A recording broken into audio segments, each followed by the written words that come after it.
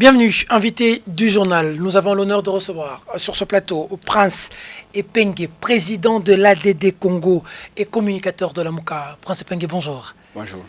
Voyons, combattant de la liberté depuis des années maintenant. Oui, pour le bien-être de notre peuple, la lutte doit continuer impérativement. Sous Fachi, sous Kabila, différence par rapport à la lutte? Aujourd'hui, il y a quand même une avancée par rapport à la liberté. Sur le plan pratique, Fachi est le sosie politique de Kabila. Et donc, la lutte sous Fachi doit davantage s'intensifier dans la mesure où il n'y a pas de pire dictature que celle qui s'exerce sous l'ombre des soi-disant états de droit. Mais en réalité, c'est tout simplement une dictature pure et dure qui est tout simplement déguisée sous l'appellation de l'état de droit. C'est peine que les images sont fortes, mais qu'est-ce qui se passe aujourd'hui? Qu'est-ce qui se passe finalement? Cette situation de l'Est, on dit que certains sont complices, on dit que des députés sont complices, mais avec des images qu'on voit aujourd'hui, c'est très révoltant. Vous, en tant que citoyen congolais, en tant que leader de la jeunesse, qu'est-ce que ça vous fait de voir ce qui se passe dans l'Est? Et il faut quoi pour y mettre fin? Oui, on ne peut pas se sentir fier d'être appelé Congolais quand on voit ces cortèges des massacres à l'Est. C'est plutôt une certaine indifférence. Parce que celui qui n'empêche pas un mal l'encourage nécessairement. Commençons par celui qui est à la tête de l'État. Nous connaissons par quel mécanisme il est arrivé là. Malheureusement, Félix est sur une fausse piste. Félix pense que la guerre à l'Est est une guerre interethnique, intercommunautaire. Première erreur. Deuxième erreur, il dit ceux qui meurent dans cette guerre à l'Est le sont par ce qu'il appelle les dégâts collatéraux. Et troisième grosse erreur, c'est qu'il pense que la solution viendra par une diplomatie intensive ou pas avec le régime Kagame. Je ne parle pas du Rwanda comme État, parce qu'avec le peuple rwandais, nous, on n'a aucun problème. Mais avec le régime Kagame, là, il y a un problème. Parce que Kagame est incapable de concevoir l'avenir du Rwanda autrement que par le pillage des richesses du Congo. Et par voie de conséquence, il finance des groupes armés. Les groupes armés sèment les troubles, et comme il est pécheur à nos troubles, tant que le Congo est en instabilité, le Rwanda peut continuer à piller nos richesses. Raison pour laquelle vous avez vu d'ailleurs le dernier assassinat de l'ambassadeur de l'Italie. De l'Italie. Croyez-moi, c'est le Congo qui perd. Je peux vous dire, je crois, un chiffre simple. Hein, je crois en 2008, 2015 ou 2016, rien qu'en termes de retombées touristiques au Rwanda, le Rwanda avait fait plus de 600 millions de dollars.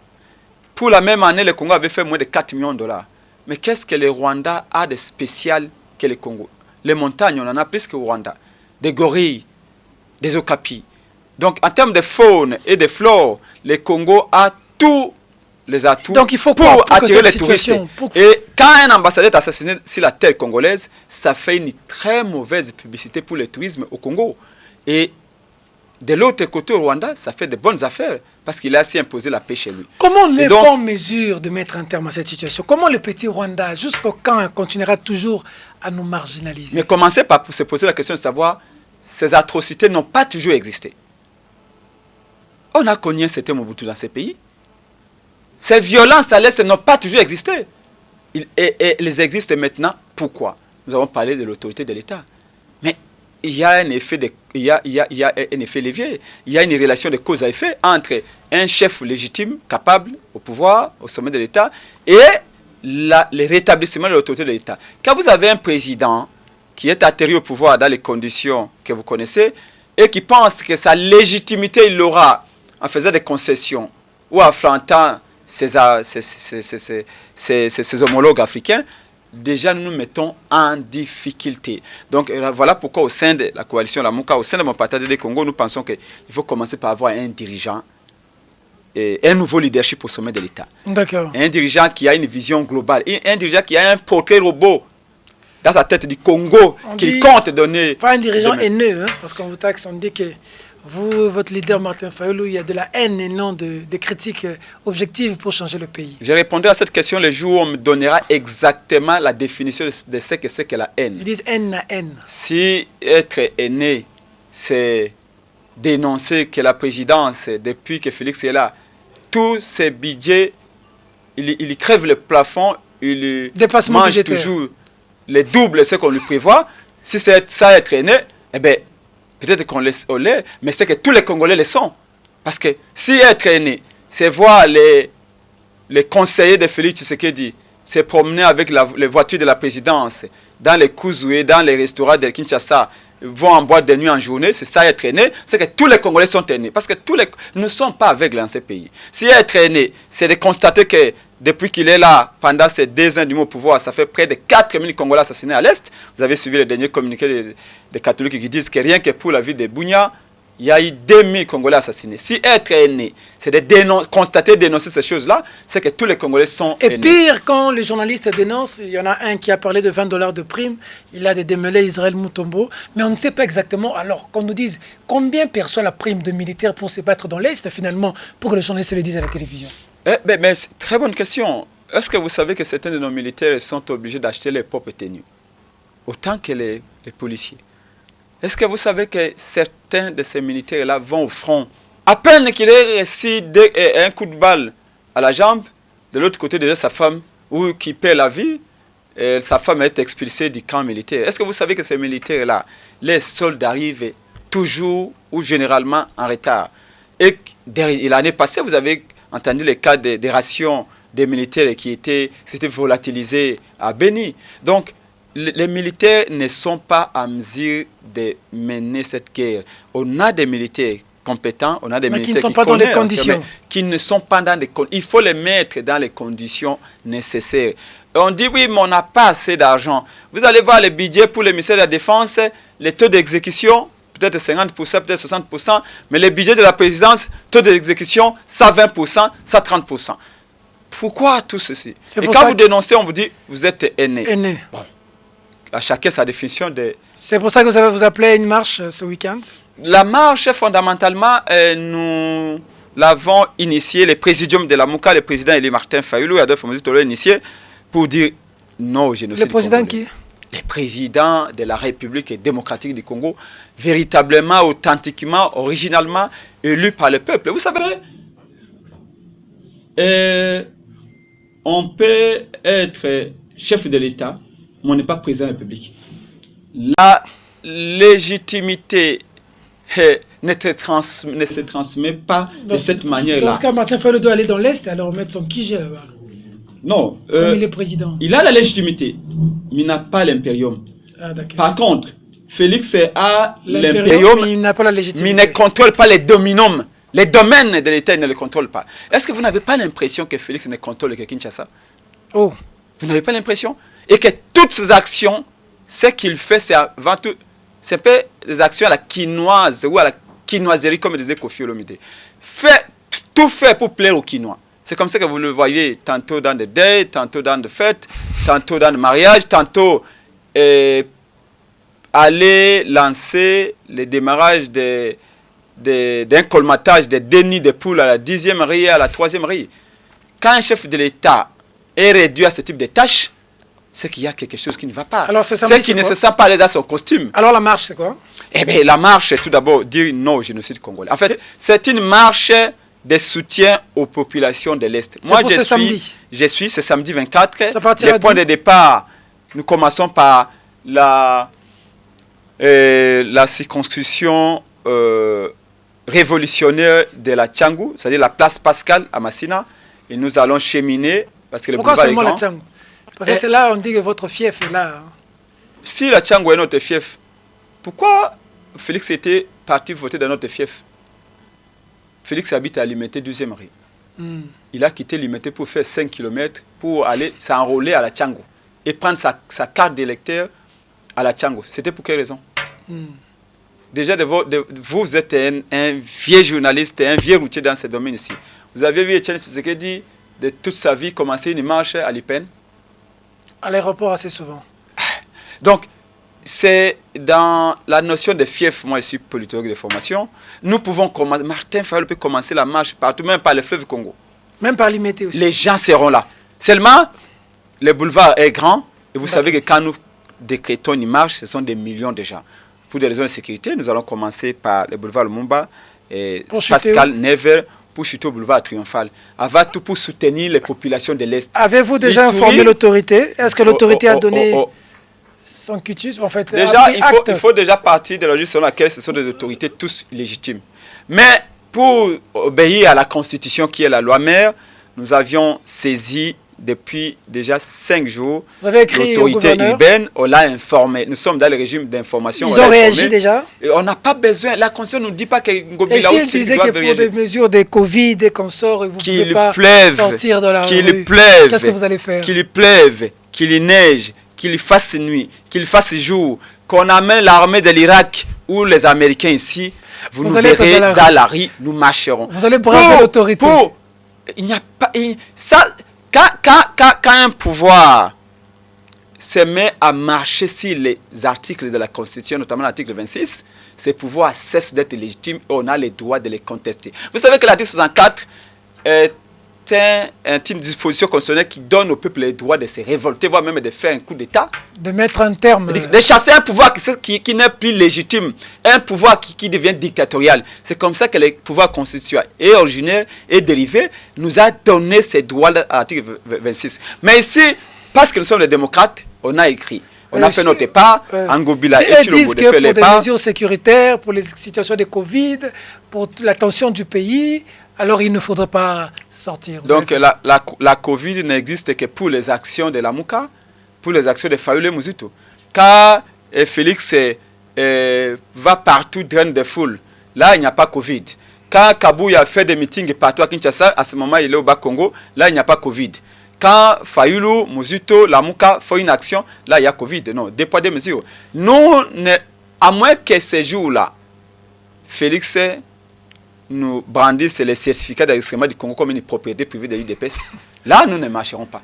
Mais tant que le Congo est une propriété commune, vous verrez Prince Epenge, vous verrez les commandants du peuple, vous verrez Foumou passer les terrains. Nous allons marcher. Mais nous ne marchons pas pour défier qui que ce soit. Nous marchons. Vous êtes sûr que cette fois-ci, on ne va pas trouver les pneus, hein? Nous marchons en mémoire de nos compatriotes. On ne va pas crever les pneus. Vous savez, le Kivu, le nord comme le sud, l'Ituri ne sont plus des provinces. On appelle ça désormais les abattoirs de la République. Les abattoirs humains. On tue en série. Et nous pensons que marcher permettra de dire au monde entier pour la première fois qu'on en a marre. Qu'on n'en peut plus. Nous sommes les seuls peuples qui tolèrent l'intolérable. Nous sommes les seuls peuples qui prions ici à Kinshasa et qui dansons et tout ça, où on oublie même que c'est nos frères. Moi je suis dans 100 groupes de jeunes de Beni, Butembo, Ituri, Irumu. Ils me disent Prince. Des images, est-ce que nous appartenons encore au Congo? Mais un État, c'est comme le corps humain. Les provinces, les territoires, les chefferies constituent les articulations de l'État. D'accord. Et donc, quand maintenant un doigt est coupé, nous devons sortir la douleur ici à Kinshasa. Il faut réagir. C'est pourquoi président. C'est même ça une nation. Le président Fayulu et le président Muzito ont convoqué la marche. Mais la marche, elle est pour toutes les tendances. Sur toute l'étendue du territoire. Toute l'étendue du territoire, dans tous les chefs foulés, dans les 145 territoires du Congo. Mais retenez que cette marche, j'ai raconté des pasteurs, des évêques, j'ai rencontré des prophètes qui m'ont dit nous serons là. Des professeurs. Si Mukuna est un homme de Dieu. Je ne vois pas un seul chrétien qui puisse prendre sa Bible, aller prier, alors qu'on viendra massacrer ses frères. Très bien. Donc nous tous les chrétiens, tous celui qui se dit chrétien, seront dans cette marche-là. Parce que demain, ce sera Peter Tchani qui va prendre une initiative pour sauver l'Est. Et nous viendrons aussi. Demain, ce sera quelqu'un d'autre. Mais cette fois-ci, c'est la Mouka, c'est le président Elie Martin Fayulu, c'est le coordonnateur de la Mouka de Fomosi qui ont pris l'initiative. Pour nous, c'est une question impersonnelle. Nous viendrons avant tout marcher pour soutenir nos frères de l'Est, pour qu'ils ne se sentent pas seuls. Et surtout dire au monde entier qu'il faut qu'on arrête. Que ce soit des rebelles rwandais, burundais, ougandais, rentrent chez eux. Qu'il y ait des dialogues inter-rwandais, des dialogues inter-burundais. Pourquoi on nous oblige à nous de dialoguer entre nous? Et Kagame ne peut pas dialoguer avec ses frères. Qu'il rappelle ses frères qui sont à l'Est, qui tuent à l'Est, de rentrer chez eux et dialoguer là-bas. Nous, entre nous Congolais, nous dialoguerons. Regardez Félix, on a connu Amani 1, Amani 2, Amani 3. Ça nous a amené où? Et Félix arrive, il imite tellement bien son prédécesseur Kabila qui se met à faire des dialogues lui aussi. Les dialogues ne résoudront rien. Moi, ma pire Sciences Po, que la paix ne se négocie pas. On impose la paix. Très bien. Amo, le gouvernement peut imposer cette paix alors? Que doivent attendre les Congolais de ce gouvernement qui va être investi dans les jours qui viennent? J'ai entendu parler d'un gouvernement de warriors, c'est-à-dire en français un gouvernement de guerriers. Mais pour qu'un gouvernement puisse être un gouvernement de guerriers, il faut qu'il y ait une guerre. Et s'il y a une guerre, il faut avoir les armes. Mais j'ai l'impression que vos guerriers vont aller au front sans armes, sans munitions. Alors ce sont tout simplement des chairs à canon. Sama Lukonde est inévitablement sur les traces d'Ilukamba. Ilukamba est arrivé, il a trouvé Félix en train de usurper toutes ses fonctions, et ordinaires et régaliennes. Félix avait déjà son programme à lui de 100 jours. Les véritables naufrages financiers, les plus grands naufrages financiers après l'affaire de la zérianisation. Plus de 600 millions de dollars de l'État volatilisés. Sama Lukonde arrive, il trouve Félix avec un programme de gouvernance qu'il appelle Chilengelo, partenariat public-privé, mais en réalité, l'argent de l'État va sortir encore par plusieurs trous. Il arrive là, mais c'est lui qui va gérer au quotidien l'État. Mais quelle est la vision?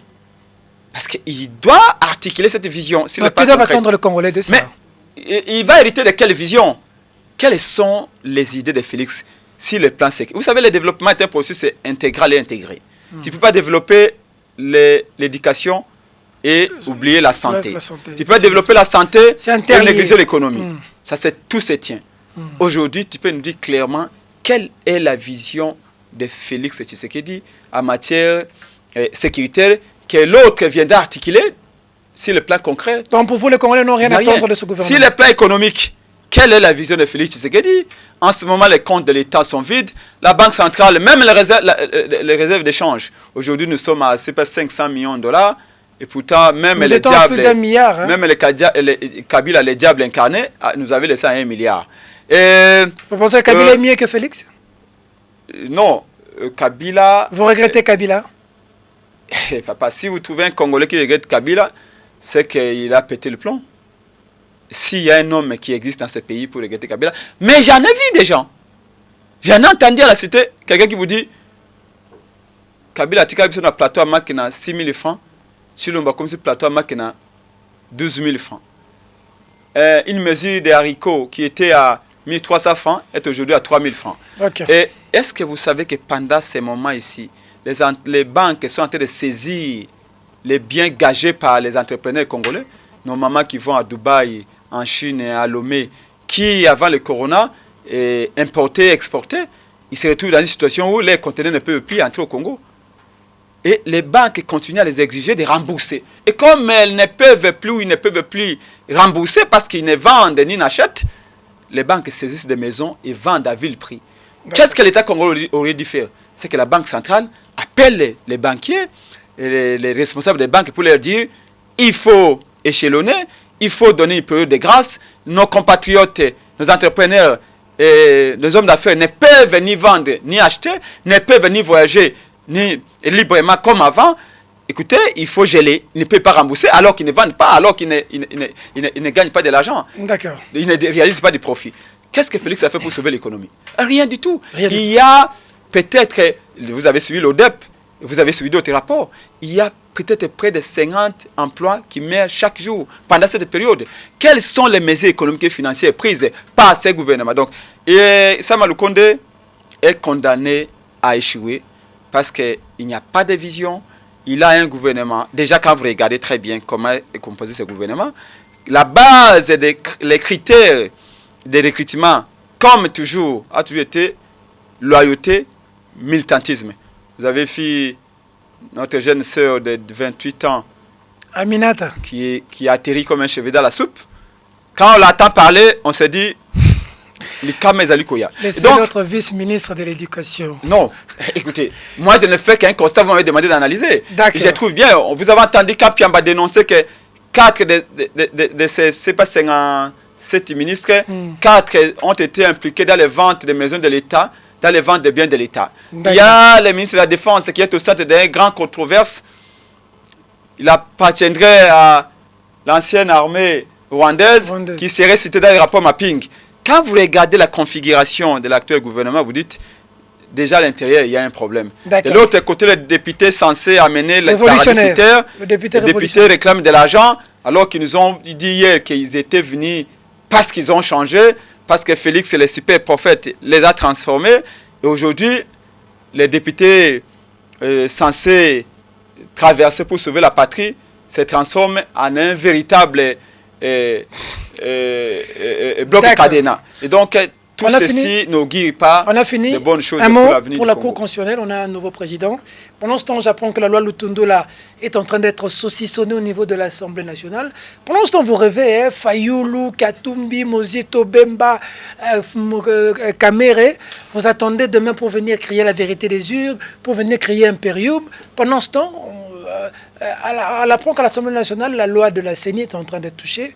Et puis un mot sur le nouveau président, l'élection au niveau de la Cour constitutionnelle.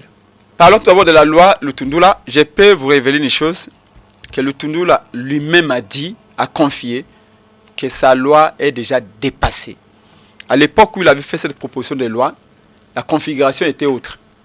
Maintenant, là, la loi Lutundula est devenue 18, dépassée. Si vous appliquez la loi Lutundula maintenant, je ne vais pas utiliser 1000 mots, vous reviendrez à mettre sur pied une CNU où il y aura 5 délégués de Kabila, 5 délégués de Félix et 5 délégués de la société civile. Est-ce qu'il y a un Congrès? Oui, mais c'est ce que la loi Lutundula a dit. La loi Lutundula propose 15 délégués. 5 pour la majorité au Parlement, 5 pour l'opposition au Parlement et 5 pour la société civile. Ce qui veut dire quoi? C'est qu'aujourd'hui, Kabila a été transformé en super opposant au Parlement, vous le savez. C'est Kabila qui est devenu le super opposant en termes de députés qu'il a. Il réclame même le porte-parole de l'opposition. Voilà, ce qui veut dire que selon l'esprit de la loi Lutundula, Kabila va avoir 5 délégués à la CNI. À lui. À lui. Et comme Félix s'est taillé sa majorité préfabriquée avec l'union sacrée, c'est-à-dire, selon l'esprit de la loi Lutundula, Félix aussi va avoir 5 délégués. Et les 5 autres délégués de la société civile. La société civile va être infiltrée. Tout comme nous connaissons la société civile de notre pays. Hein. Et en opposition, nous, la Mouka, avec le président élu Martin Fayulu Adolphe Mosito, nous avons fait preuve de bonne foi. Vous savez, on a toujours dit Martin Fayulu est radical, il ne cède à rien. On a fait preuve de bonne foi en disant, voici ou voilà notre proposition. Notre proposition de sortie de crise. Et de manière concrète... Vous avez voulu vous tailler la part de lion en dirigeant cette institution vous-même. Et oui, au Sassim. Ndeko. Quand l'arbitre a déjà sifflé un faux penalty et que les supporters ont vu ça, tout au long du match, les supporters, l'entraîneur et les joueurs seront très regardants. C'est comme ça que nous avons dit que nous créons une institution que je peux qualifier de sui generis. Ça ne s'appelle pas la primature. Ça ne s'appelle pas le ministère des Finances, ça ne s'appelle pas le ministère du Budget. On a dit une institution au Conseil pour réformer. On parle français. D'accord. Pour réformer, juste réformer. D'accord. C'est d'ailleurs ce qu'on vient de faire. C'est pour faire ces propositions telles qu'on les a faites. On les a faites. Et vous avez vu, ce n'était pas une institution pour avoir un salaire. Rappelez-vous, Peter, vous êtes un ancien, personne ne peut vous tromper dans cette matière politique. Quand nous étions à Senco, c'était Martin Fayulu qui avait sorti la proposition sur laquelle il n'y aura pas de per diem à la Senco. Nous sommes venus ici pour parler pays que personne ne vient de dire à la fin de la journée de nos 5 $. Martin Fayulu est un homme de valeur. Il a même remis l'argent, on se souviendra. Voilà. Donc on peut tout nier. On peut tout nier. Même si on n'aime pas une personne, il faut savoir reconnaître certaines valeurs en lui. Quand on avait proposé les hauts conseils, c'était juste pour réformer. Et même ça au conseil, on a fait preuve de bonne foi. On a présenté notre loi en disant notre loi proposition est mieux que celle de Lutundula. Parce que notre proposition dit à substance, nous avons un bureau de la CNI qui est composé de 17 personnes, 8 délégués. On dit pas parrainés. Parce qu'on a vu des parrains En gros, c'est les filles qui ont parrainé. D'accord. Parce que quand l'Église catholique parraine, l'Église catholique peut se dédire demain. Quand les musulmans parrainent, ils peuvent dire, oh non, on a vu les kimbanguistes parrainer, et après ils vont faire les retours pédalage. Nous disons, déléguer. Quand vous déléguez, il y a une responsabilité. D'accord. S'il y a un couac, vous les déléguez, vous aurez un problème. D'où nous disons, les confessions religieuses, en raison de 8, auront 8 délégués qui vont se partager, qui vont diriger la CNI à tous des rôles pour éviter que les catholiques viennent faire des choses. La manière dont les choses se font aujourd'hui, vous n'êtes pas avec la Cour constitutionnelle, avec l'Assemblée nationale, vous avez l'impression qu'ils s'installent, on dirait, je sens des frustrations. Non, je voulais terminer en disant, notre proposition est la meilleure par rapport à celle de Tundula, parce que pour nous, il faut mettre tous les politiciens hors du bureau de la CNI. Ça, c'est deux. Et deuxièmement, éclater les conseils exécutifs pour que les pouvoirs soient décentralisés. Au fait qu'on n'ait pas un président de la CNI tout puissant, qu'on n'ait pas un secrétaire exécutif tout puissant à la CNI. C'est là où nous innovons. Et aussi, parce qu'on a fait des propositions de loi, proposition de la loi électorale et proposition de l'organisation de la CNI. Pour la loi électorale, nous disons il faut qu'il y ait des sanctions pénales pour les présidents de la CNI ou pour les membres du bureau. Quand un président de la CNI se met à fabriquer les résultats comme Nanga l'a fait, si Nanga était en Irak, il serait en prison. Si Nanga était en Irak, non pas en prison, Nanga serait arrêté, condamné, plutôt arrêté, jugé, condamné à mort, s'il était en Irak. Mais au Congo, comme le Congo, c'est vers l'État qui doit aller vers des comportements, je vais dire, démocratiques. Nanga devrait normalement être arrêté, condamné à perpétuité. On touche la loi à la CENI là-bas, la Cour constitutionnelle, on a l'impression que une réqualification, Félix Tshisekedi devait se tailler un peu, se mettre à l'abri. Félix, oui. Félix, c'est il a 32 ans. On vous avait dit ça. Révisitez mes propos d'il y a 2 ans. Félix ne fera pas autre chose que ce que Kabila a fait. Il va copier tout ce que Kabila a fait. Mais c'est là où on dit il est en train de faire sa propre pierre tombale politique. En installant, vous avez, vous soulignez que la Cour est en train de tribaliser et tout ça. Moi, je veux parler tribu ici. Nous sommes tous Congolais. Si ce sont des compétents, on ne voit pas. Mais moi, ce que je vais souligner, c'est que Félix est en nommant ces gens-là à la Cour de manière irrégulière. Félix est en train de se constituer sa propre pierre tombale politique. On n'a pas nommé. Dans la mesure où... On a élu quelqu'un. Non, nous connaissons les manœuvres. Monsieur... Le président... C'est un avocat. Il n'a même pas été magistrat. Il vient d'arriver directement, il est populiste. Tout d'abord, après avoir condamné Caméré, on va les remercier en les mettant là-bas, à la Cour constitutionnelle. Et quelques mois après, on le propulse à la tête de la Cour constitutionnelle pour préparer les chaos. En termes de probité morale et de niveau intellectuel, il ne prépare pas. M. Kelouba a un niveau exceptionnel. Il ne prépare pas l'élection de Félix Tshisekedi en 2023. Il prépare un chaos. Mais vous savez, comme aimait bien le dire Mobutu, un fruit ne tombe que quand il est mis. Devant l'ouragan, mûr ou pas mûr. Que Félix aille écouter à la cité ce que dit le peuple.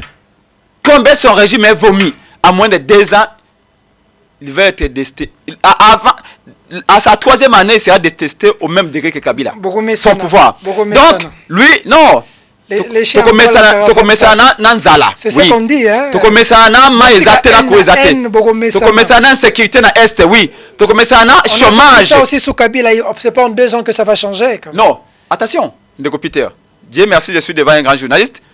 Le législateur, c'est lui qui a rédigé la Constitution. Quand on met mandat, la durée du mandat à 5 ans, 5 ans, on suppose qu'à l'issue de 5 ans, un homme qui a une vision claire, un homme qui a des compétences, qui a une expertise, peut donner quelque chose à son pays. Peut changer les choses. Dans les 5 ans. Et quand vous faites la moitié de 5 ans, c'est-à-dire 2 ans et demi, déjà on doit être en mesure de palper du doigt vos réalisations. Le problème de Félix... Il était bloqué par Kabila. Non, Félix n'a pas été bloqué. Lui-même a constitué un blocage de par le fait qu'il s'est mis dans un deal. Parce qu'il a rempli l'accord de coalition, mais il n'a pas rempli le deal. Et les Kama, dans la tradition bantou, vient toujours tôt ou tard. Ce que je voudrais souligner ici, c'est que Félix réfléchit pendant qu'il est au pouvoir. Alors que c'est dans l'opposition qu'on réfléchit. Quand on est au pouvoir, on donne des solutions, mais on essaie aussi d'adapter certaines choses. Pour nous, nous disons ceci. Il peut tout faire. qu'il mette ses juges. Il peut même prendre les membres de sa famille, tout là, et enlever tous les remplacer. Partout. Mais sachez-le, que le peuple n'est pas d'avis. Et nous vous le disons. On a fait preuve de bonne foi. On a proposé tout ce qu'on pouvait proposer. On a proposé au peuple, pas à Félix. S'ils ne veulent pas qu'on parle, il n'y a pas de problème. Mais je vous l'ai dit, la Mouka n'est pas le PPRD. Le PPRD avait l'argent, mais n'avait pas quelqu'un pour sortir dans la rue. Nous, peut-être, on n'a pas de millions, mais on a un peuple qui porte notre vision. On a un peuple qui veut le changement. La Mouka est née pour le changement. Et le changement n'est pas arrivé. Et je peux vous le dire, vous pouvez quitter l'Équateur, vous allez au Maniema, vous allez au Katanga, vous allez au Nord Kivu, Sud Kivu, Bandunduba, Congo, vous allez dans la grande province orientale. Vous allez sentir l'envie du changement qui continue de s'accroître. Et les gens ne peuvent pas avoir comme réponse à ce changement-là qu'ils attendent un discours vide comme celui de Félix Tshisekedi. Fatih Béton se transforme en Fatih Zéro. Et je peux vous garantir que Félix sera surpris. Nous avons fait notre proposition de réforme. Elle est là sur la table.